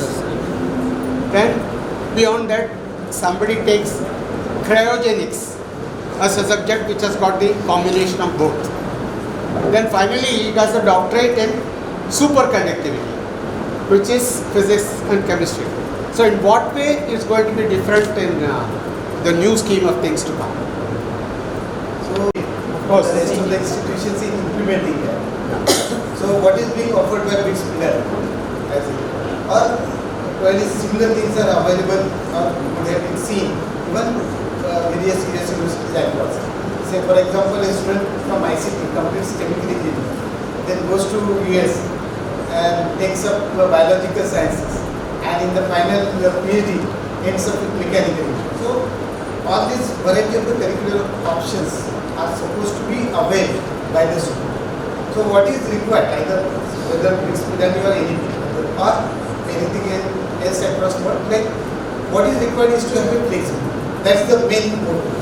The student must be given the choice which he is looking for. And as an institution, we are required to do that. Okay, so what was being offered by BRICS Pillar? Okay, maybe years back. Now, or even I have started offering really from 2016 onwards. Okay, so now state higher education institutions or central higher education institutions have started thinking about that. Now, what was the basic issue with BRICS Pillar or IIT? They were running with a restricted number of students, with a cream. Yeah, so the experimentation was possible. With a university, which are churning almost 8 lakh students, a sudden change becomes very difficult. Even with an autonomous institution, like Professor Umashankar will present, like whatever the issues that were being raised. I was in her college. Her faculty at least gave me 2 question answer session at least for 3 hours. They did not, of course I was not holding any position at that time, but said that was the anxiousness. So really going with a kind of a flexibility, going with various possible problems. I have just presented few examples, and really the sky is the limit, or you whatever imagination that you have, that is the only limit, I would say. And the student can take variety of the possible options. So we would see a lot of combinations in here. Once really the teacher. So here there is one question about workload. So that was the main hurdle in the minds of all faculty across Maharashtra. So that the NMP steering committee had a discussion only for 3 months only on workload. So it should not have been. What should have been our efforts? Our effort should have been a possibility of exploring variety of innovative options. But just to see that we would like to have a success of NMP in Maharashtra. So one of the hurdles that is in the mind of the faculty. So we have separate committee on workload. Whatever you have said, like already that workload related options have been taken care of, and the GR connected to that will be floated very soon. So that was the basic one. So here we have limitations on experience. With a single entity like a BRICS program or IIT, they have a lot of ways. Even with the, like say, we must have read just to their back. IIT has offered a combination of engineering plus liberal arts. There were no takers. In spite of the institution being an IIT. So when this particular program was floated in month of April as a GR, so we went to students who were completing 11th and 12th standard and had multiple sessions at University of Mumbai, Savitribai University, then Kavitri University, Maharashtra, and multiple schools. Then very few students came forward. They were completely under doubt. Then we have read in news also that there were options being offered to the student, one to join autonomous or a non-autonomous. Because autonomous is any people, non-autonomous is non-any. So some of the principals were under apprehension that whether principals of the autonomous program, whether the students will move towards non-autonomous. Fortunately, that did not happen. Like that was just a minor incident, but that is the case. So we need to be like BRICS pyramid was easy to undertake. For us, it's a democratic. We need to be see that all stakeholders be followed to have their expression. Let us solve their difficulties. Let us provide solutions to the issues raised by them. Then we would be good. Thank you, sir. Thank you. So will it be there for And you are talking about first aid? Yes. Okay, now say there are 2 things. Of course, they will require around 3 more years to have. Because at 12th standard, they will have 5 verticals. The student will be taking up 2 courses from each vertical, maybe going for their college. So there probably we will be facing students from different groups. And actually what she has said, like, we need to have certain ways, like having an entrance test, so as to have a understanding about the learning of the student connected to the core course which the student is opting at first year, or the bridge course was another one. But the third option which is being presented in addition, that is provided by Government of India, that is what they are looking for, entrance tests across India. So there are centralized university entrance tests at UG and another PG. Now all central universities have already adopted, but they are admitting only through that. Maharashtra state is there to adopt. But in near future we may have to go, because if you are willing the student to be admitted, let us say from Northeast, or let us say from South India, or let us say from North India, then the CUET, Common University Entrance Test, would be the only place across which the gap between students from different states can easily cross. So that is likely to become an option in here. Otherwise, the individual autonomous colleges, of course, are free to take up their entrance examination also for specific program or third positions. You were saying that the student get the option to choose different minors, and the college has the option of providing different kind of minor courses. Now, will it not create an operational issue? What I mean by that is, like let's say my college is offering a few of them, I cannot offer all. There's a possibility that I may not have good number of students opting for that, or maybe my neighborhood college is offering and my student want to shift there. That is number one. Second is, will it not affect the NAC accreditation process? Because at the end of the day, if someone is doing better than me, because of this, will it not have an impact on my grading? How is it going to be addressed? While talking about national education policy framework, the complete idea is that of a de-aggregation, so that there would have an existence of an individual education. They are always talking about multidisciplinary framework, even for a higher education institution. Single stream education institution, they say that need to become a multidisciplinary in the education. And that's how UGC has already made the guideline. So a single stream entity like education, single stream entity like say management, or like simply commerce, will have to expand. Now, this would have been a more concern for private, not for aided or self-managed. You don't have that concern. You don't have to worry about it. It's a more concern for private who are asking for students to pay huge money. So that's how when we went to Flame University, that's one of the universities located in Pune offering a lot of qualifications. So they are symbols. They have an apprehension that students may join their institution in the first year, but they may think and join in another institution where the fees will be less. Of course, now here, really one of the key for success is to strive for excellence. No option. Okay. So you need to make your course more acceptable. So the secretary was talking about the BMM, which is not that acceptable in particularly Dombivali. So now with this particular system, you can make BMM more acceptable, because along with core you are offering other systems. Now I said don't restrict your attention or wisdom only on one side. Let us look at other ways. How can I attract students from other colleges? That would have been the right way. There may be every institution may be offering certain unique courses, and let us see that those unique courses could be taught.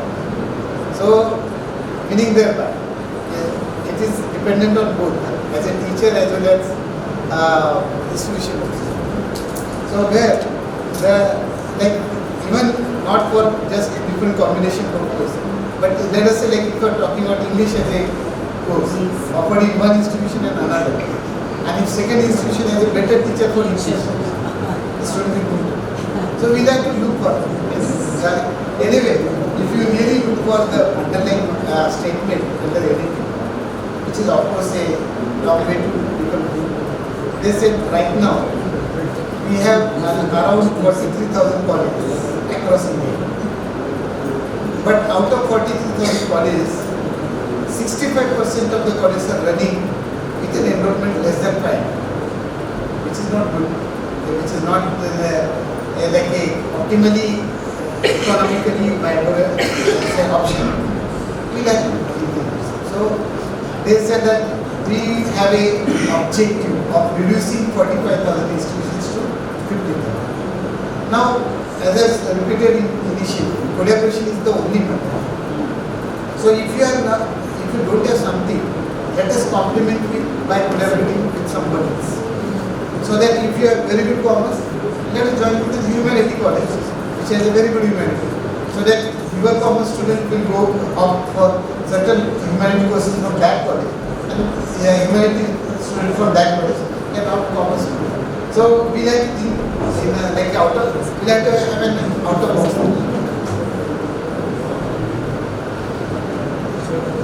Brought under NEP. One is management, second is pharmacy, third is architecture. They are, and the fourth is law. They are still to be covered. For that, already committees have been constituted by Government of India, particularly for MMS management. The IIM Nagpur, committee is constituted under the chairmanship, and they will be coming out with a curricular framework for MMS. Once that has been floated, the steering committee will adopt it. Similarly for architect, pharmacy, we are still expecting guidelines from the regulatory bodies. That's how we did not implement any curricular framework under those levels. Sir, can you Constraint, not able to take few more questions. This may be the last one. we heard you saying something about the Indian knowledge system and two credits for that and all. But when we saw the examples of the courses that can be offered under that heading, when we talk about ancient Indian thing, the whole thing is about like related to Hinduism or related to Sanatana. We talk anything 1,000 years or 1,500 years ago.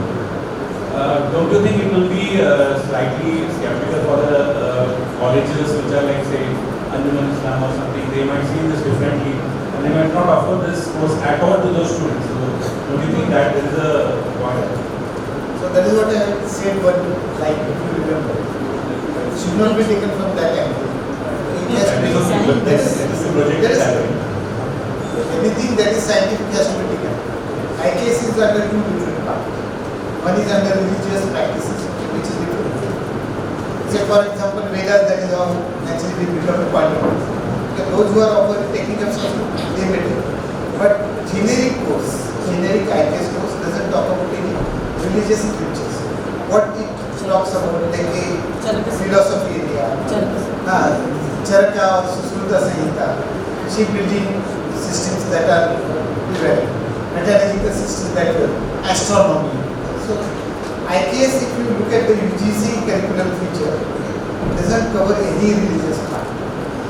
But anything connected to Ayurveda, Unani, which is prevalent, which is scientifically documented, that's the inverted comma.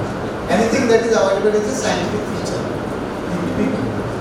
Anything that is something to be used for a day-to-day purpose, that's not the part of IKS.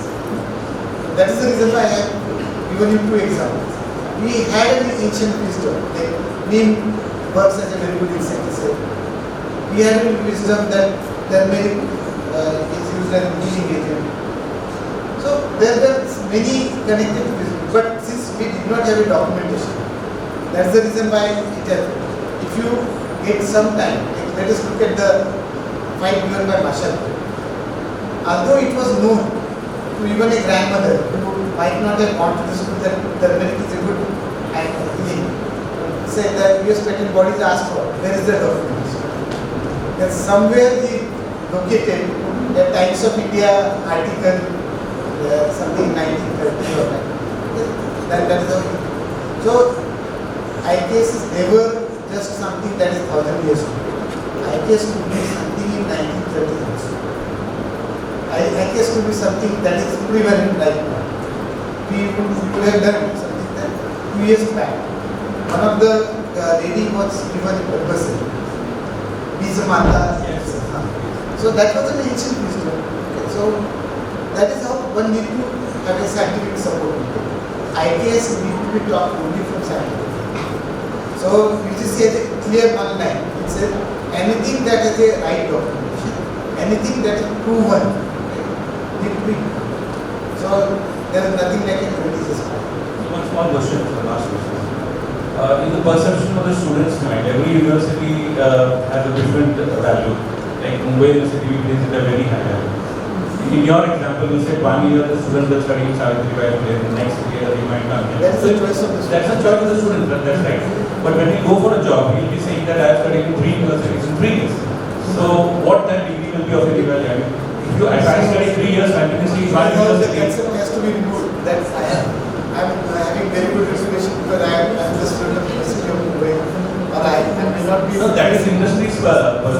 So they will think, okay, he's from Harvard, he's a very good fellow. But for 5 years, if I keep changing my university, then what is my degree's value? So you mean like you have exposure to 5 different academic practices. So you are more enriched, something good in science. So the reputation of the university degree is not at peril. Reputation of? It's not in danger. No, not at all. See, these are options available. So even if you say multiple entry exams, lateral entry, moving from one institute, how many students who are supposed to opt? Few. So that is an option available to say. We always, as a NAC, we always look for advanced learner, average learner, and slow learner. So something is available for an advanced learner. So which was not available. So in fact, we need to move forward also.